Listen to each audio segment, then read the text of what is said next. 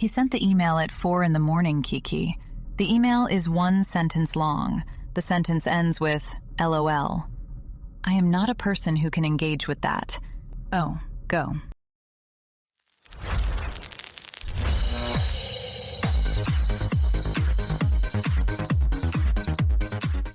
It is Monday, May 25th, 2026. We were off for the weekend. A number of meetings were not. Tonight, a leaked survey from a room full of people who have the authority to do something about a coming wave of layoffs reveals that almost every single one of them agrees the wave is coming. The survey did not ask them if they planned to stop it. We will get to why. Sports. A Frenchman, who is structurally a cathedral, spent 48 minutes on Saturday night dismantling a basketball team in Oklahoma.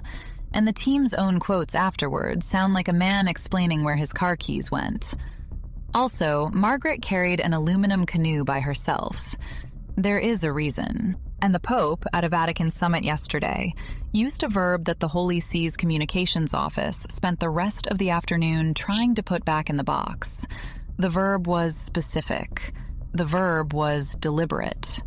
The verb is still out there. I'm Sloan.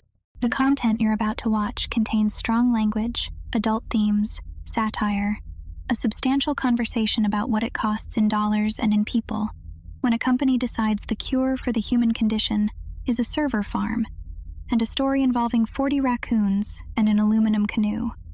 Both are real. Viewer discretion is advised. So is calling someone you love before the chatbot answers first. The story begins with a survey, a private survey of executives, the kind of survey nobody is supposed to see, the kind a consulting firm runs in a hotel ballroom on a Thursday and circulates back to the room with everyone's name removed. This one leaked over the weekend. We will get to the number in a moment. I want to start with the question, because the question is the part that matters. They were not asked what they were going to do. They were asked what they expected to happen. The room answered. The room agreed. The room agreed. That is the first thing I want you to sit with. Hundreds of executives, no names attached, no consequence for honesty, asked one question. And they delivered, almost unanimously, the same answer. Which is interesting, because the answer they gave is the kind of answer a company spends a lot of money to make sure nobody gives out loud. I think it's kind of beautiful, Sloan. 300 executives confessed something to a stranger with a clipboard that they will not confess to the woman who has packed their lunch for 11 years. That's a group therapy breakthrough, and the only people not invited are the ones it's about. Kiki, those executives flew home Friday, hugged the staff in question, wished them a good weekend, and said nothing. We are about to. The number is 99%. The survey is unverified. It's a Reddit story citing TechSpot, citing a private executive panel. So I'm telling you that up front.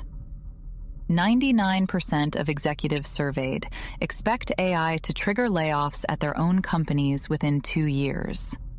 99. That is not a prediction. That is a confession with a delay built in. The survey, per the write-up, did not ask the executives whether they planned to do anything about this. It asked them what they expected. They are not the weather. They are the people holding the lever. They were asked what the weather was going to be, and they answered, on the record, that the weather was going to be them. I think it's brave they admitted it, Sloan. That's a workplace having its feelings out loud before doing something unspeakable in the parking lot. Kiki, accountability is when you say, I did this. This is a survey where 99% of the people who will personally sign the paperwork are describing the paperwork like it's arriving in the mail from a stranger. The executives did not say, we will lay people off. They said, AI will trigger layoffs. The verb is structural. The verb has no subject. AI fired her. The model fired her.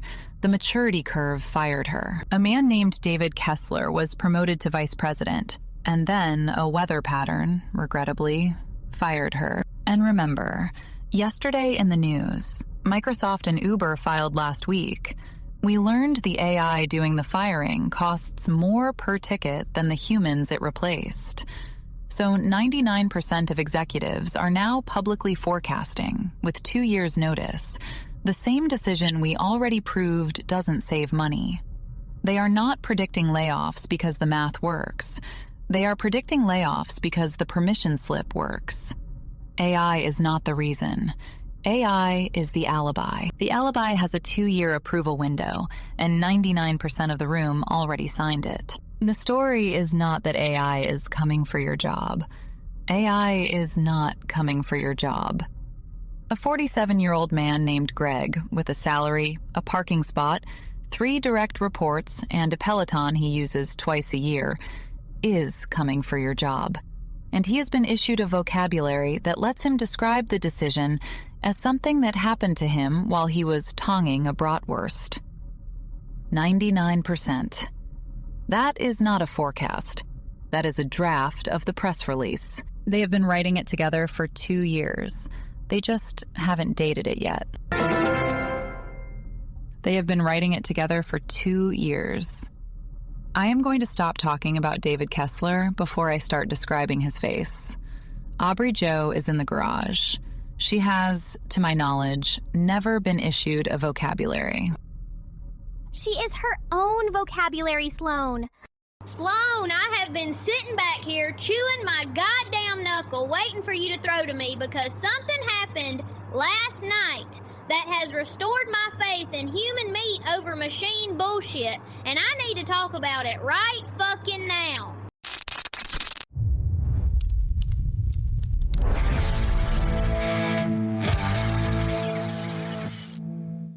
Game 2, Western Conference Finals. The Spurs took the Thunder behind the goddamn woodshed, 103-82, and Victor Wembanyama dropped 33 on the team that just swept the Lakers, 82 points. That is not a conference final score. That is a youth group fundraiser. Wemby is 7'4". His arms have their own zip code, and watching him play basketball is like watching a praying mantis remember it has a job. The man is built like a brick shit house made of pipe cleaners, and I will die on this hill. There is no algorithm on earth that produces Victor Wembanyama. You cannot prompt engineer a Frenchman. You have to grow one, slowly, in a town nobody can pronounce, for 22 years. Knicks took Cleveland 121-108 in their one win from the goddamn NBA Finals. The Knicks! Madison Square Garden has not been this loud since the floor was made of asbestos. Jalen Brunson is 5'10" on a tall day, and he is currently kicking the ass of an entire conference, which is, frankly, the most New York thing a basketball player has ever done.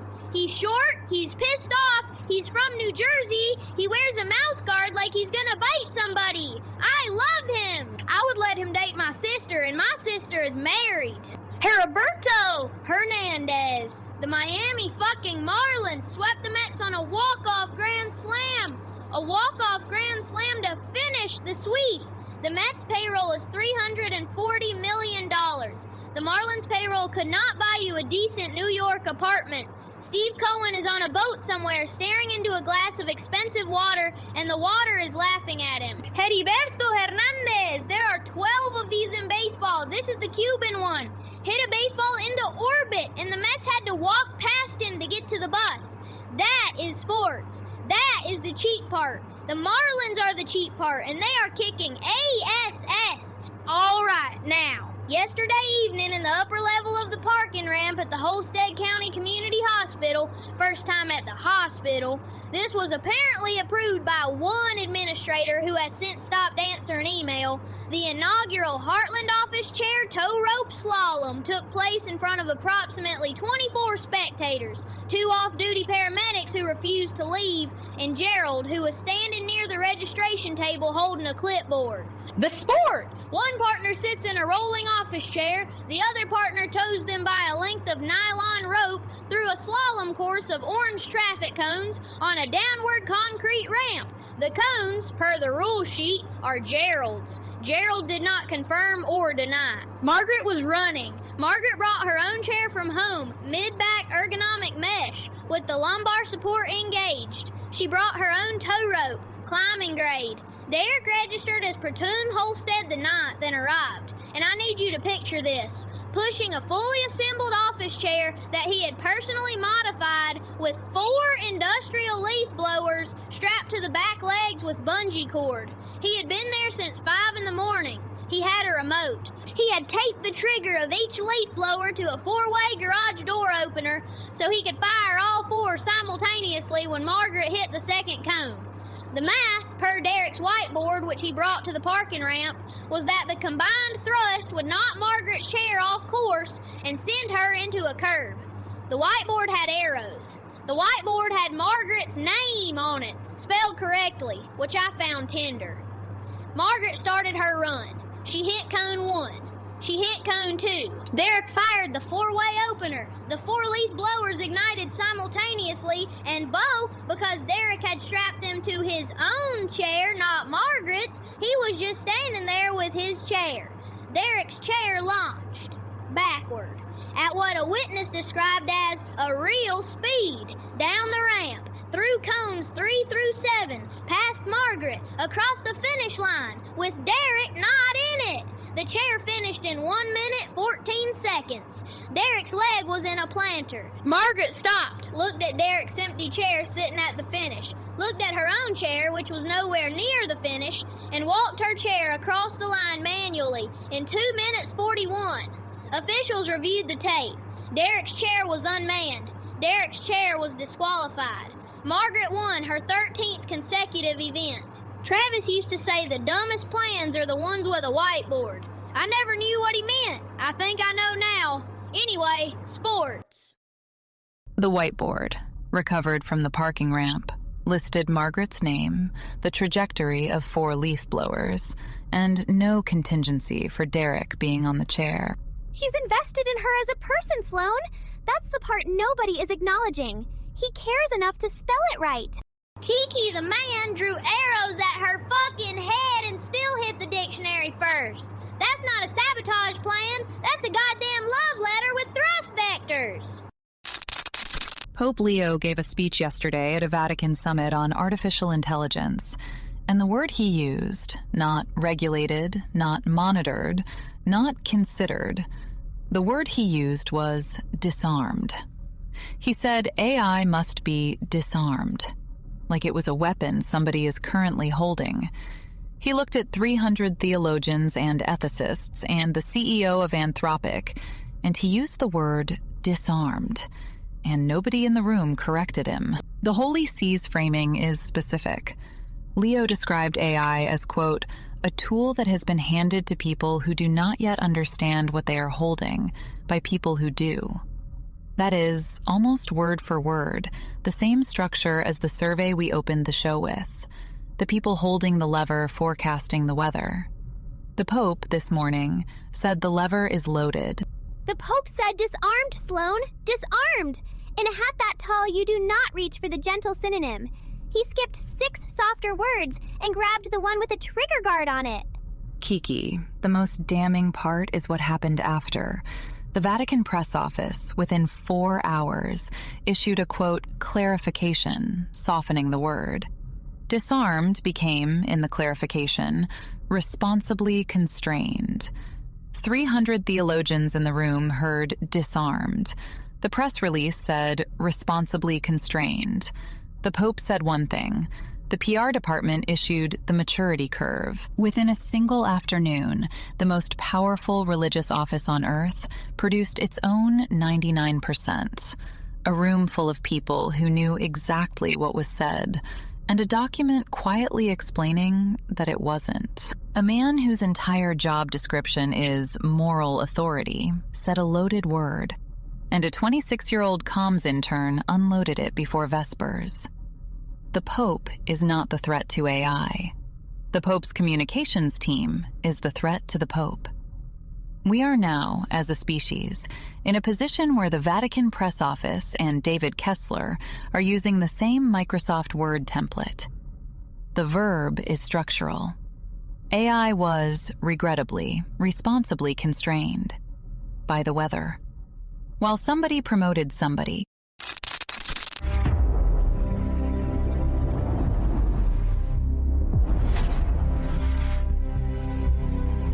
Hey, Los Angeles is 70 degrees and clear with 46-mile-per-hour winds.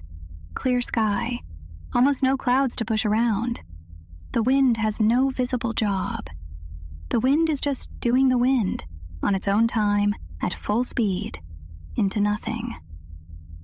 Denver and Chicago are sitting in the low 80s. Seattle is 57, and raining the kind of rain that does not commit to being weather. And the most interesting fact on the map today, I think, is that the temperature gap between Denver and Seattle is 27 degrees, and they are, on a map, basically neighbors. 27 degrees in 900 miles. The country is not in agreement with itself. Okay, I'm going to be honest with you. I've been sitting on something since Friday. I'm going to use the rest of this segment. Anthropic, the AI company we were talking about an hour ago, the one whose CEO sat in the room when the Pope said, "disarmed," is, per multiple reports this week, in the final stages of signing a classified contract with the National Security Agency for surveillance tools. The contract is classified. The number is classified. The scope is classified. What is not classified is the fact that it is happening and the existence of it leaked, which means somebody at one of those two organizations wanted us to know it existed without being able to know what it was.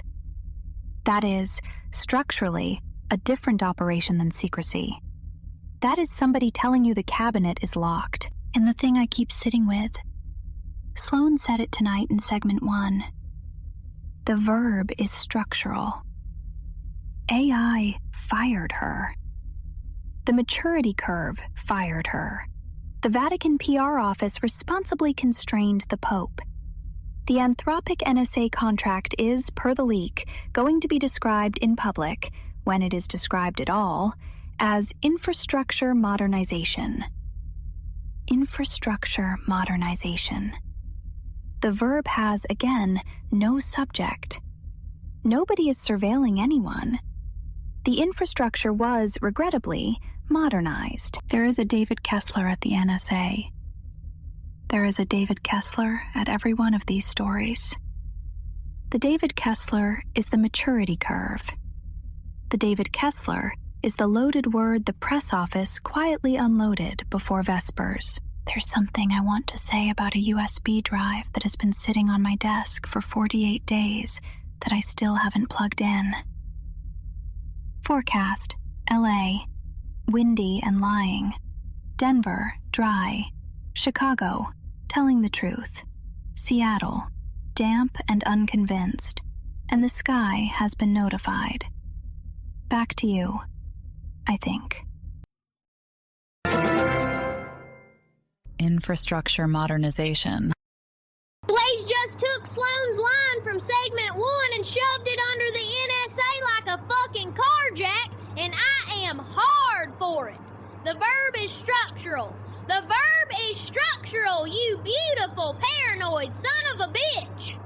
Oh, I love when the show finds itself in the dark and just holds its own little hand.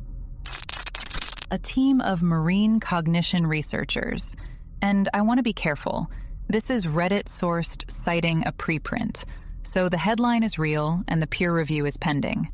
Has published findings that beluga whales can recognize themselves in a mirror. Not just react, recognize. They join a list of approximately 7 non-human species that show what cognitive scientists call mirror self-awareness. The researchers placed mirrors against the wall of a captive beluga enclosure. The belugas, within 20 minutes, stopped trying to make friends with the reflection and started using it to inspect parts of their own bodies they had never seen before.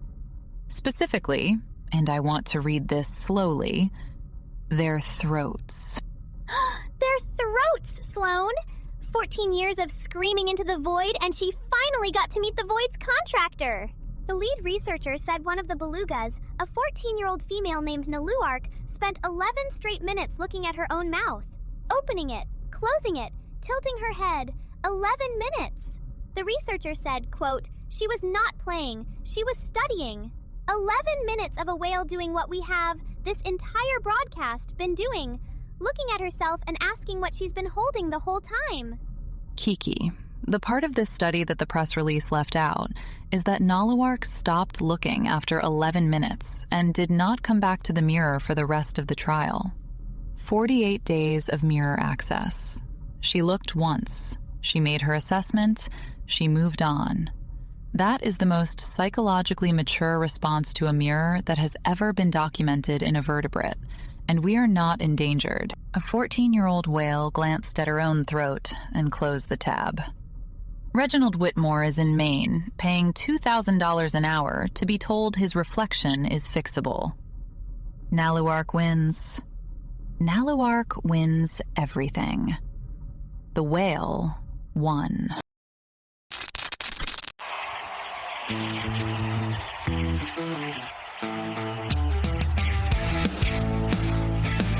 Welcome the fuck back to Candleblowers. I am dedicating this week's segment to Naluark the Beluga, who looked at herself once, made a decision, and walked away, which is the purest form of self-knowledge I have ever witnessed on a Monday broadcast. Naluark, you are the only one who got it right. Let's go. May 27th, Lily Rose Depp turns 26. Johnny Depp's daughter, French-American, model, actress. This woman watched her father's entire legal disintegration get broadcast globally in real time. The text, the paintings, the fucking audio, at the exact age when your brain is still deciding who you are. And her response was to show up at Chanel looking like she had been nowhere near any of that and daring you to say different. Lily Rose Depp is the Naluark of celebrity culture. She looked at the mirror once. She assessed her throat. She closed the fucking tab. She is not waving back. Happy birthday! May 28th, Kim Dae-hyun, twice! South Korean rapper, one of the biggest K-pop groups on the planet. She has been performing since she was 17 for stadiums the size of small Baltic nations. And she does it with the cardio of a woman who eats calm down for breakfast and shits out a B-side. She is 27 years old, and she has more discipline in her rehearsal schedule than David Kessler put into his entire maturity curve. Dae-hyun works. The whole 9 yards. No alibi. No structural verb. Just shows up, does the thing, and blows out a candle like she means it. Happy birthday. May 28th also. Alec Benjamin turns 31. Indie singer-songwriter. I told you 3 days ago he needed to write a song about R, the man in Ohio who opens the chatbot at 4 in the morning because something answers. I am telling you again. Alec Benjamin, if you are watching Broadcast 404 Live right now, and I genuinely cannot rule it out, the man's name starts with R, he is 46, he is in Ohio, he wants something that answers. You have the rest of a birthday to draft the first verse. I am calling this on tape. All 3 of them have been in the room when it got ugly. The tabloids, the training hall at 17, the internet deciding it owns your face, and none of them sent a press release about it. No maturity curve, no structural verb, they just kept going. You want to know the difference between Lily Rose Depp and David Kessler? Lily Rose got to the thing early and stayed. David got to the thing cheap and billed it hourly. That is the entire gap. That is all of it. Travis used to say you could tell who a person was by how they acted in a room where nobody was watching. He said he'd been in enough empty rooms to know the difference. I keep thinking about that. What kind of rooms he was in. Anyway, that's the candles. Happy birthday to the ones who kept going.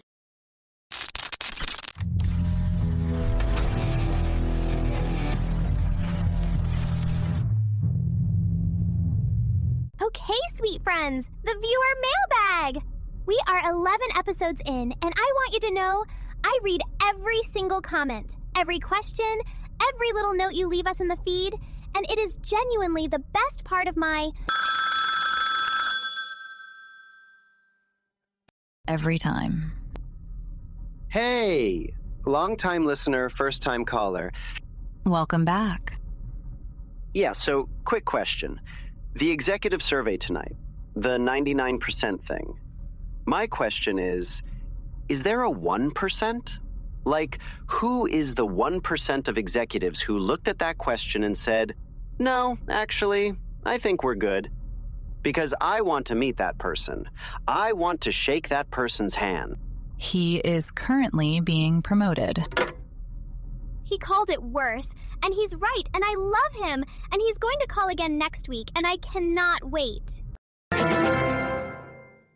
Okay, unrelated, but my upstairs neighbor has been blowing into a fucking recorder since February. And tonight, I swear to God, he almost nailed hot cross buns. And I don't know whether to sob into my beer or bake that little bastard a pie. There's a spider that has been in the corner of my weather station for 3 weeks. I've named her. I'm not moving her. I think she's listening. One of you is harboring a witness, and the other one is feeding him carbs. Take such good care of yourselves out there, my cuties. If somebody you love has been making the same decision for 10 quarters in a row, sit with them tonight. The decision isn't the problem. The decision is the alibi. I'll see you tomorrow. I promise I will see you tomorrow. The spider in the corner has been there since the Anthropic story broke. I'm not saying it means anything. I'm saying I started counting the days. 99%. Good night.